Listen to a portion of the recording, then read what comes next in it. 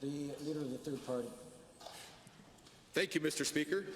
Budget 2016 is setting records as a disappointment to many Albertans. The Alberta Chambers call it, quote, simply irresponsible.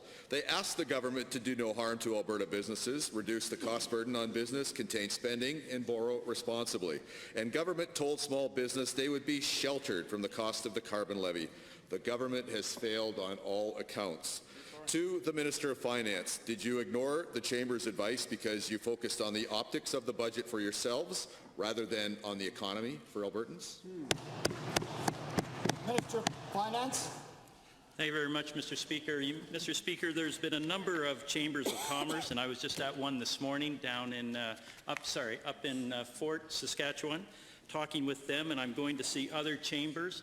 They have been supportive of the things we're doing around small business tax cuts, around investor tax credits, around capital investment tax credits. We are doing those things. The Calgary Chamber of Commerce, I was there on Monday, and they said we commend the government for its leadership in establishing Alberta's first investor tax credit program to help equity capital flow. They are supportive. Thank you, Mr. Speaker. That little piece there that they actually did like was recommended by the PCs. Yesterday, the Minister of Economic Development said his government was told by the Chambers of Commerce there are a number of initiatives to help the economy move. And the Minister suggested his government adopted those initiatives. Clearly, based on what is stated from a release which I will table today from the Alberta Chambers, that cannot be true. To the Minister of Economic Development, what's keeping you from telling the Albertans the truth about how business and their chambers feel? Mr. Speaker, first of all, again, I reject the premise of this. It is almost laughable in this House that a party that was in power for 40 years that failed to reduce small business tax, bring an investor tax credit or a capital investment tax credit, is now trying to take credit for something that we did. Yeah, less than a year. So, Mr. Speaker, we, the Finance Minister, the Premier, myself, and members of Cabinet, as well as members of our caucus, have been out consulting with business and industry across this province. We've been listening to them, we have taken their feedback, and now we are implementing measures that will... Thank you, Honourable Minister. Second supplemental.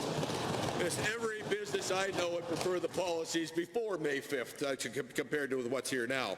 Last week, the Premier flippantly disregarded Albertans' concern of the carbon tax and suggested Albertans should just change the car they have.